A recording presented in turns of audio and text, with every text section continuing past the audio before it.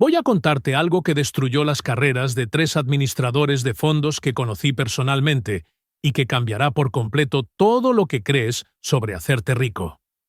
En 2006, conocí a un tipo llamado Michael que ganaba $800,000 al año como comerciante en Manhattan. Un apartamento de $3,200,000 en el Upper East Side. Un coche de $120,000. Vacaciones en las Maldivas. Un reloj de pulsera de $45,000. Todos lo miraron y pensaron, este tipo es rico. Paralelamente, en la misma ciudad trabajaba una enfermera llamada Elena que ganaba $62,000 al año. Vivía en Queens en un apartamento alquilado, conducía un Honda Civic de 10 años y me llevaba al trabajo a almorzar. Si los vieras a los dos en la calle, apostarías todo a que Michael estaba acumulando riqueza y Elena simplemente se las arreglaba. En 2015, 9 años después, Michael vivía con sus padres en Nueva Jersey, completamente arruinado y debiendo $1,700,000 después de que la crisis de 2088 destruyera no solo su trabajo, sino que revelara que vivía con un apalancamiento crediticio insostenible. Elena había acumulado $950,000 invertidos en índices de bajo coste y estaba a 3 años de jubilarse a los 52 años de edad. ¿Cómo es esto posible? ¿Cómo alguien que ganaba 13 veces menos acumulaba más riqueza que alguien que ganaba casi $1,000,000 al año? La respuesta va en contra de todo lo que la industria financiera, los gurús de la riqueza y la conspicua cultura de consumo quieren hacernos creer. Y si aún no estás suscrito a este canal, suscríbete ahora, porque lo que voy a revelar en las próximas semanas podría marcar la diferencia entre pasar toda tu vida persiguiendo dinero o comprender finalmente cómo se genera la riqueza real. Algo que aprendí al administrar $160,000 millones durante 4 grandes crisis económicas. La brutal verdad que nadie quiere decirte es la siguiente.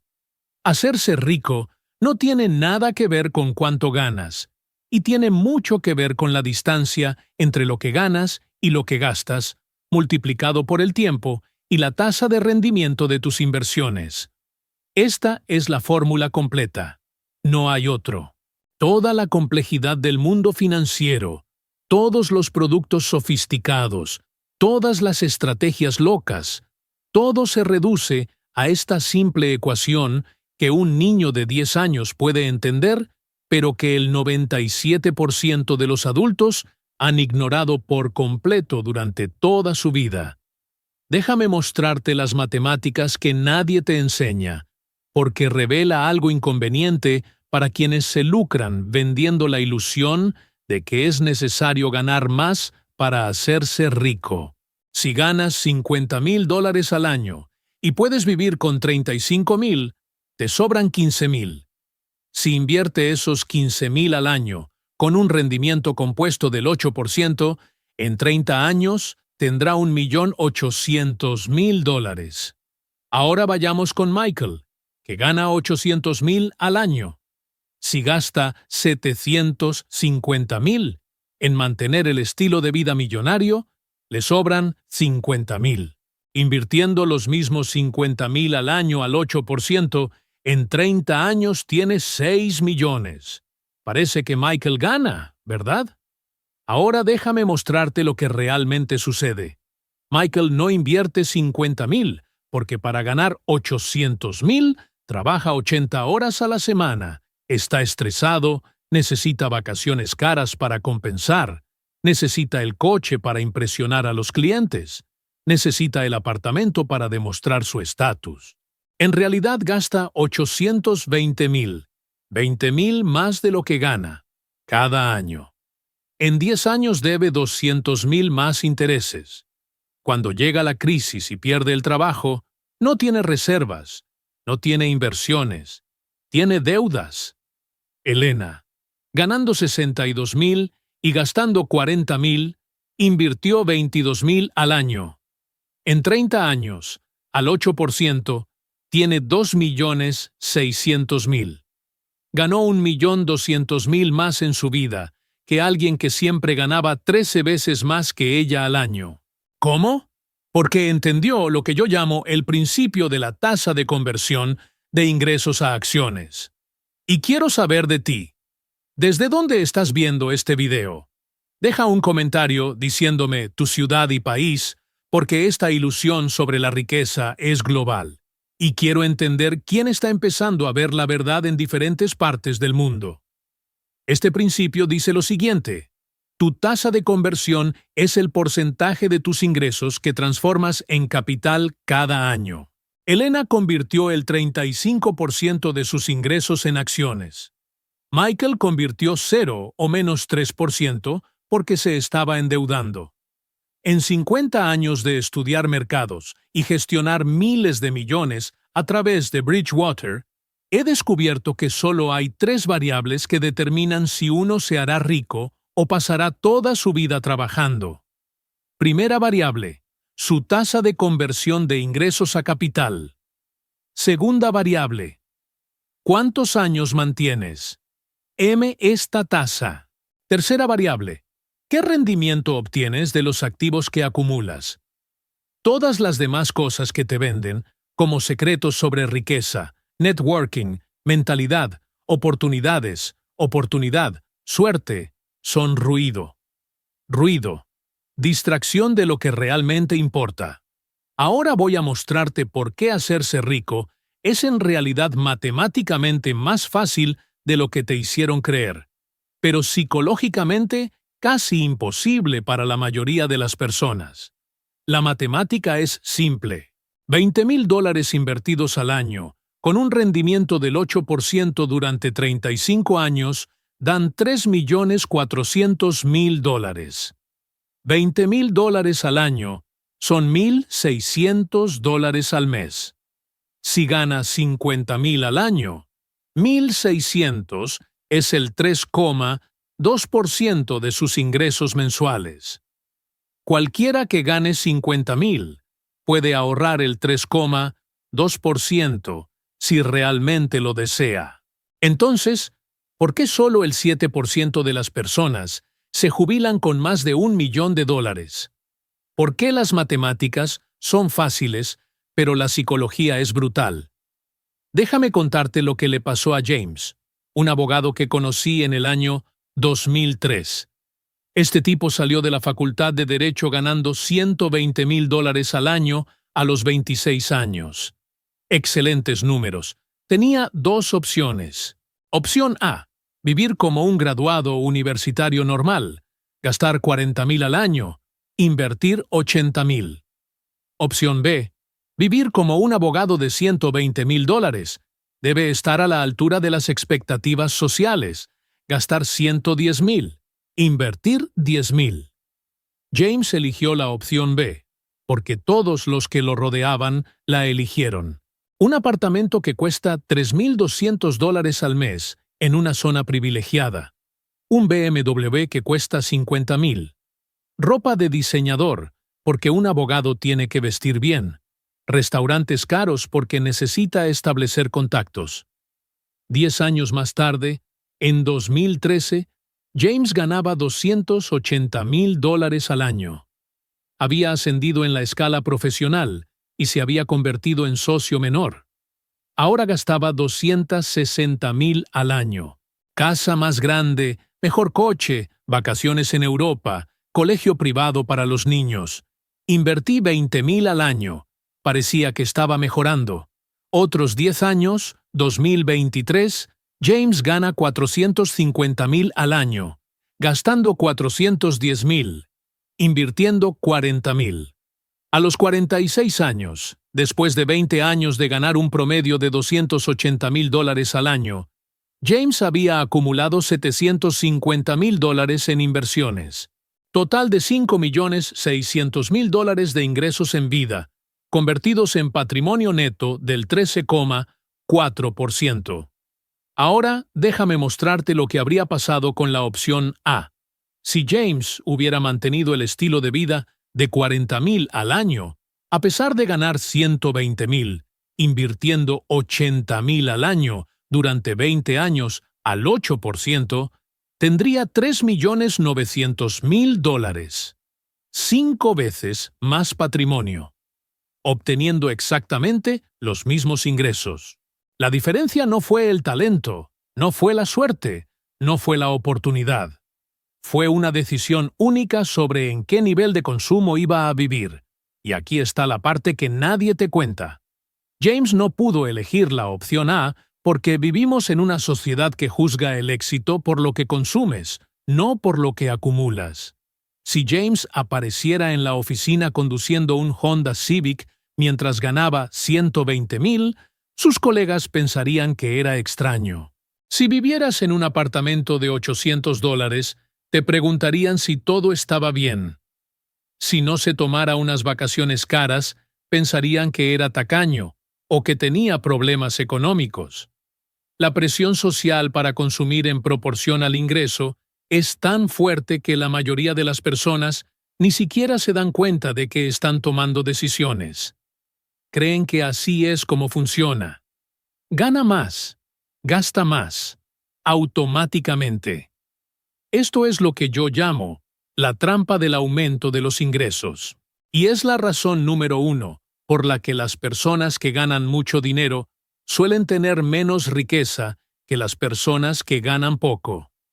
En Bridgewater analizamos datos de riqueza versus ingresos de 15,000 familias estadounidenses durante 20 años. Descubrimos algo impactante. No existe una correlación estadísticamente significativa entre los ingresos y el patrimonio neto de las personas que ganan entre $50,000 y $500,000 al año. Lee eso de nuevo. Entre $50,000 y $500,000 ingresos anuales, lo que uno gana no predice cuánta riqueza tendrá. ¿Sabes lo que predice? Tu tasa de ahorro. Las familias que ahorraron el 25% o más de sus ingresos tenían en promedio 8 veces más riqueza que las familias con ingresos similares que ahorraron menos del 10%. 8 veces más. Mismos ingresos, mismo periodo de tiempo, 8 veces más riqueza por una variable. El porcentaje de ingresos que se convirtió en activos en lugar de consumo. Ahora voy a revelarte los 3 mayores mitos sobre hacerse rico que la industria financiera perpetúa, porque se beneficia de tu confusión. Mito número 1. Necesitas ganar mucho dinero para hacerte rico. Falso. Los estudios muestran que el 86% de los millonarios estadounidenses nunca han ganado más de $150,000 en cualquier año de su vida. El ingreso medio de los millonarios americanos durante los años de acumulación fue de $86,000. No eran ejecutivos, eran profesores, enfermeras, directivos de nivel medio, propietarios de pequeñas empresas.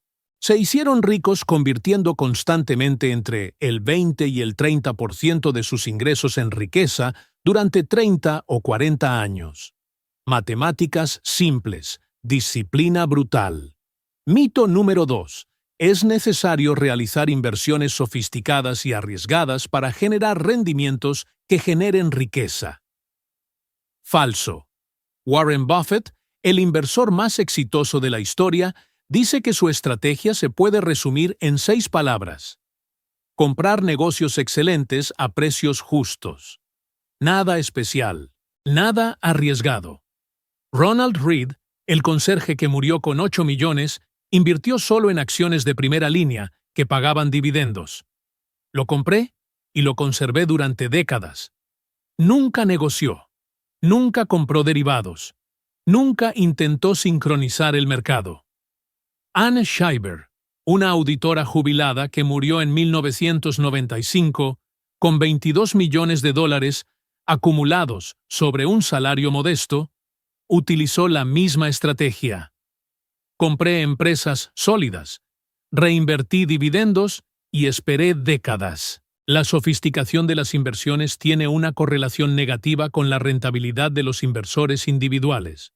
Cuanto más sofisticado intenta ser, peores tienden a ser sus retornos, porque paga más tarifas, realiza más operaciones y comete más errores.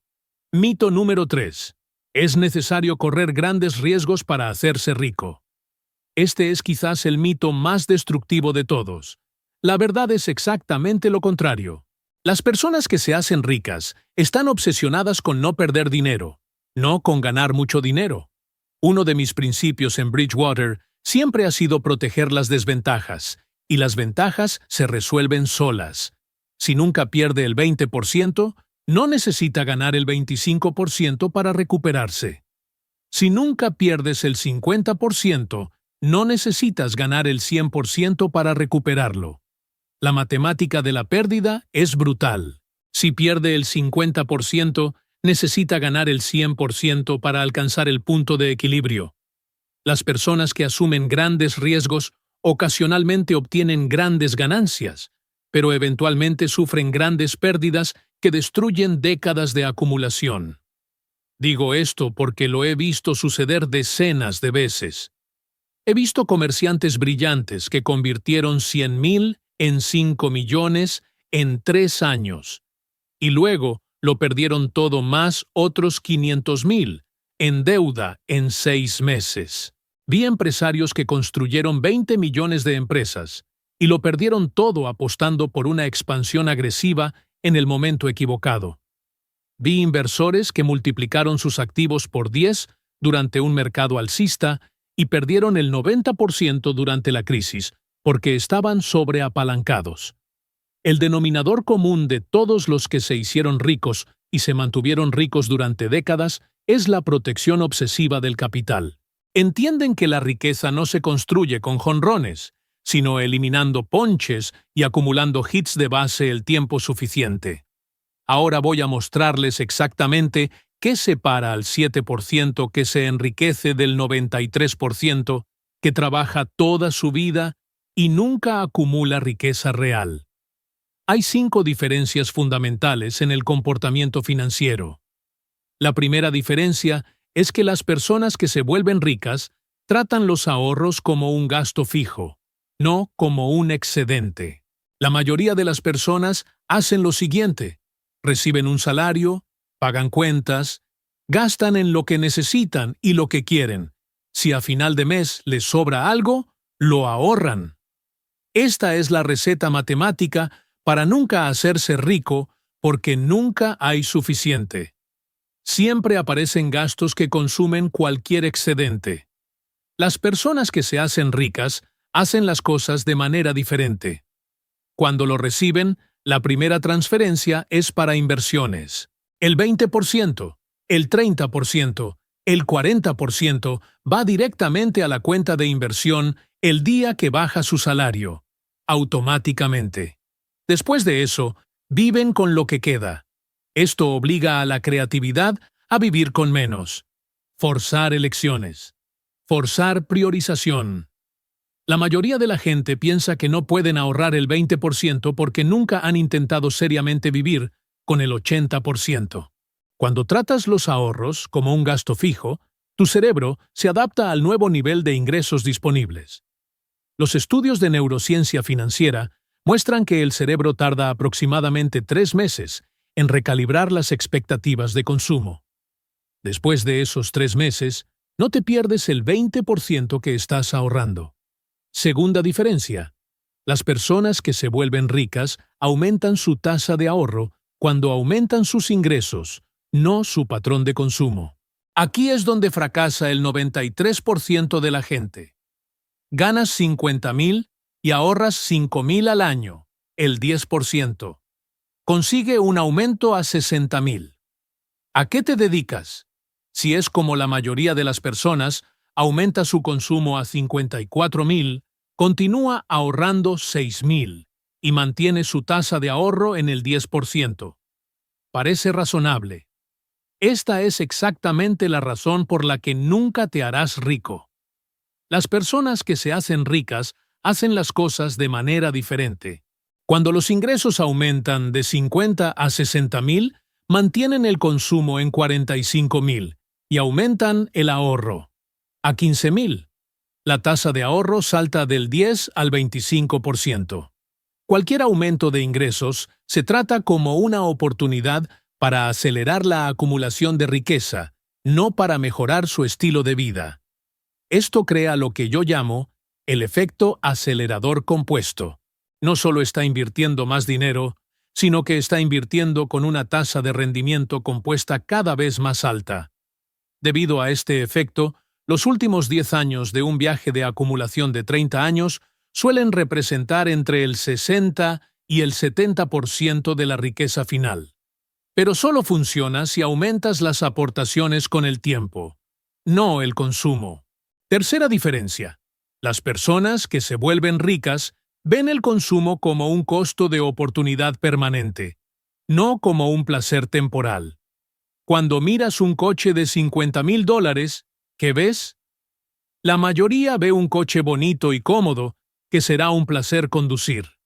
Las personas que se hacen ricas ven $50,000 que, invertidos al 8% durante 20 años, se convierten en $233,000. Ven el coste real de ese coche no como 50,000, sino como 233,000 en capital futuro. Preguntan, ¿valdrá este coche más para mí que $233,000 dentro de 20 años? En la mayoría de los casos, la respuesta es no. Esto no significa vivir miserablemente. Significa tomar decisiones conscientes sobre lo que realmente importa. Quizás el coche de 15,000 usado sea un 90% tan útil como el nuevo de 50,000. La diferencia de 35,000 invertidos pasa a ser 163,000 en 20 años. Tienes el coche que necesitas, otros 163,000 en el futuro. O puedes tener el coche más bonito y nada más en el futuro. Las personas que se vuelven ricas hacen este cálculo mentalmente por cada decisión de consumo superior a $1,000. Se vuelve automático después de unos años. Cuarta diferencia. Las personas que se enriquecen optimizan para obtener rendimientos ajustados al riesgo a largo plazo, no ganancias a corto plazo. La mayoría de los inversores individuales quieren enriquecerse rápidamente. Quieren duplicar su dinero en 2 años. Quieren encontrar la próxima acción que suba un 1000%. Quieren una sincronización perfecta del mercado. ¿Resultado? Rentabilidad media anual del 3,2% cuando el mercado gana el 10%, según un estudio de Dalbar que analiza 20 años de datos. ¿Por qué? Porque intentan ser demasiado inteligentes. Compran en la parte superior por FOMO. Venden en la parte inferior por miedo. Pagan tarifas elevadas y comercian basándose en las emociones. Las personas que se hacen ricas hacen lo contrario. Eligen la estrategia más aburrida posible. Compran índices diversificados de bajo coste. Invierten la misma cantidad cada mes, independientemente de si el mercado está alto o bajo. Nunca venden excepto para reequilibrar. Esperan 30 años. Retorno promedio, aproximadamente 9,8% anual históricamente. ¿Diferencia entre 3,2 y 9,8% en 30 años? Invirtiendo $1,000 al mes, al 3,2% terminas con 560,000. Al 9,8% terminas con 2,200,000. 4 veces la riqueza, haciendo una estrategia más aburrida. Quinta diferencia. Las personas que se enriquecen entienden que el tiempo en el mercado destruye el timing del mercado. El mayor error que cometen los inversores es intentar predecir cuándo caerá el mercado para vender de antemano y recomprar más barato. Parece inteligente. El problema es que nadie puede hacer esto de manera consistente. Yo tampoco, con 50 años de experiencia y un equipo de 200 doctores en Bridgewater. Estudiamos 100 años de datos de mercado y descubrimos algo impactante. Si solo se perdía los 10 mejores días de cada década, su rendimiento bajaba del 9,5 al 2,3% anual. Perder solo 10 días de aproximadamente 2,500 días de negociación por década redujo los rendimientos en un 76%. Y aquí está la peor parte. 8 de los 10 mejores días de cada década, históricamente, han ocurrido dentro de las 2 semanas posteriores a los peores días. Cuando vendes por miedo durante una crisis, inevitablemente te pierdes la recuperación. La gente que se hace rica entiende esto. Nunca venden durante el pánico. De hecho, hacen todo lo contrario. Cuando todo el mundo está vendiendo por pánico, están comprando. En 2008, cuando el S&P cayó un 56%, las personas que continuaron invirtiendo mensualmente y compraron más durante el fondo obtuvieron un rendimiento del 300% durante los siguientes 12 años. Las personas que vendieron durante el pánico perdieron el 56% y muchos nunca regresaron al mercado. Ahora te voy a contar 3 historias reales que ilustran perfectamente estos principios en acción. Historia número 1. Grace Groner. Murió en el año 2010 a la edad de 100 años. Trabajó toda su vida como secretaria en Abbott Laboratories. Nunca se casó, nunca tuvo hijos. Vivía en una casa pequeña y conducía un coche viejo. Salario modesto durante toda la vida. Cuando murió, dejó $7 millones a la facultad, edad donde estudió. ¿Cómo? En 1935, a la edad de 25 años, compró 3 acciones de Abbott por $180 utilizando sus ahorros. Lo mantuvo durante 75 años. Reinvirtió todos los dividendos, nunca vendido. Nunca intenté cronometrar. Lo acabo de comprar y lo guardé. $180 se convirtieron en 7 millones. Tasa de rendimiento anual del 15,3% durante 75 años. Pero aquí está lo más impresionante. Durante el mismo periodo, otra mujer llamada Betty Lynn trabajó como secretaria en empresas similares. Mismo ingreso aproximado. Betty murió con menos de $100,000. ¿La diferencia? Betty gastó todo lo que ganó. Grace convirtió el 20% de sus ingresos en acciones. La tasa de conversión lo era todo. Historia número 2. Theodore Johnson. Este tipo nunca ganó más de $14,000 al año trabajando para UPS. Cuando se jubiló en 1981, tenía $70 millones. 70 millones, ganando 14,000 al año. ¿Cómo? Theodore siguió un principio simple. Cada vez que recibía un salario, invertía el 20% en acciones de UPS a través del programa de compra de acciones para empleados. El 20% de 14,000 son 2,800 al año. Lo hizo durante 50 años. 2,800 invertidos al año durante 50 años.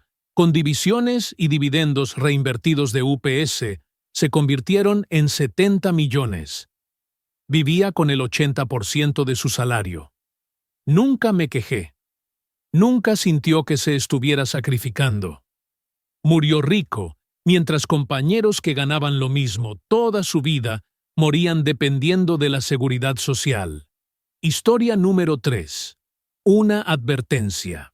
En 2004, conocí a un comerciante llamado David que había convertido $50,000 en 3 millones en 5 años mediante el comercio diario de opciones.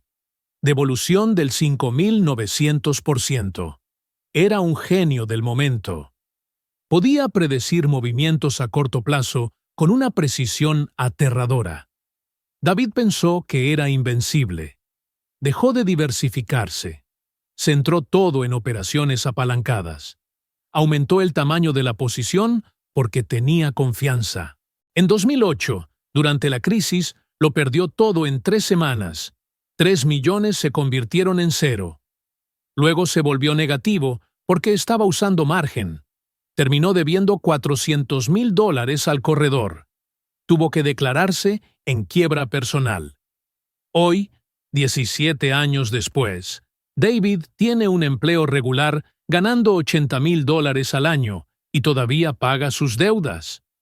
Tenía la capacidad de convertir 50,000 en 3 millones, pero no tenía la disciplina para proteger lo que construyó.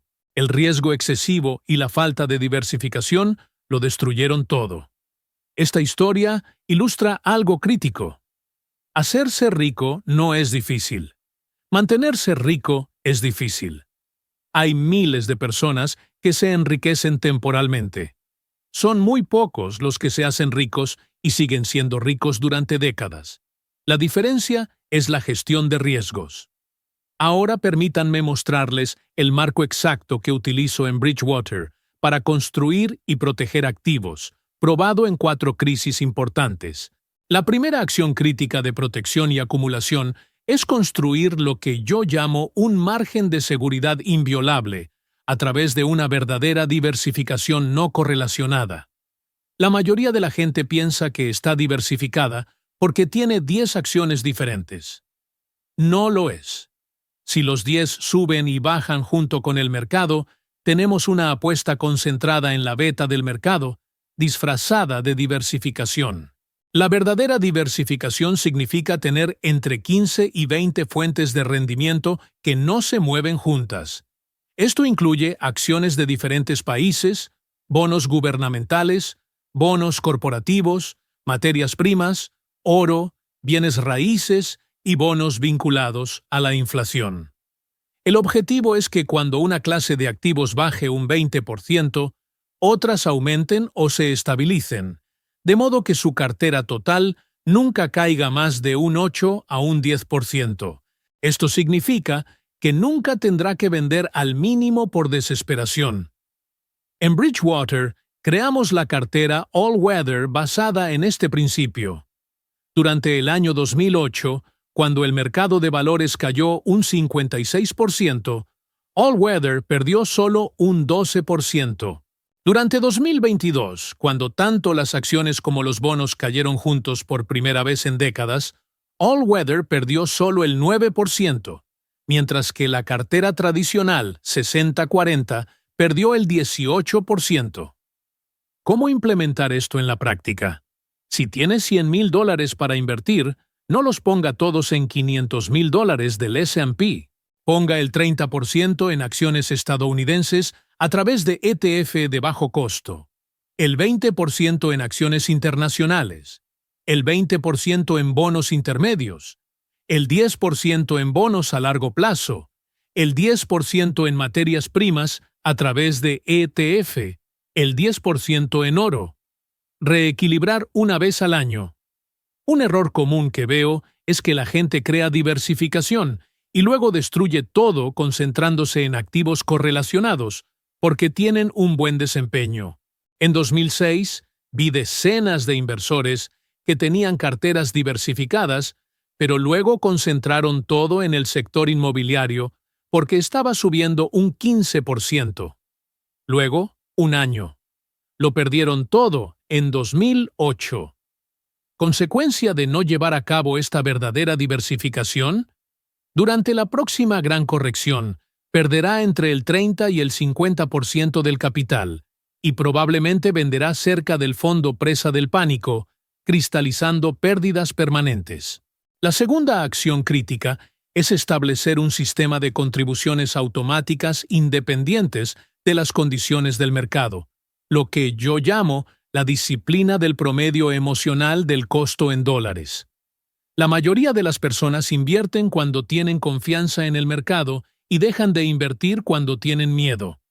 Exactamente lo contrario de lo que deberías hacer. El resultado es que compran más cerca de la cima y compran menos cerca de la base. Las personas que se hacen ricas hacen lo contrario. Establecen una transferencia automática de un porcentaje fijo de los ingresos a la inversión el mismo día de cada mes, independientemente de si el mercado está alto o bajo, si hay crisis o euforia. Esto te obliga a comprar más unidades cuando los precios son bajos y menos cuando son altos. Durante mi carrera, he visto este principio en acción decenas de veces. Las personas que mantuvieron cotizaciones mensuales durante la crisis de 2008 compraron acciones con un 50% de descuento durante 12 meses. Cuando el mercado se recuperó, estas compras de pánico representaron el 40% de los rendimientos totales a largo plazo. ¿Cómo implementar? Configure una transferencia automática al día siguiente de recibir su salario. 20%, 30%, lo que puedas conseguir. Directamente a la cuenta de inversión. Compra automática de ETF diversificados. Nunca ves el dinero. Nunca tienes la oportunidad.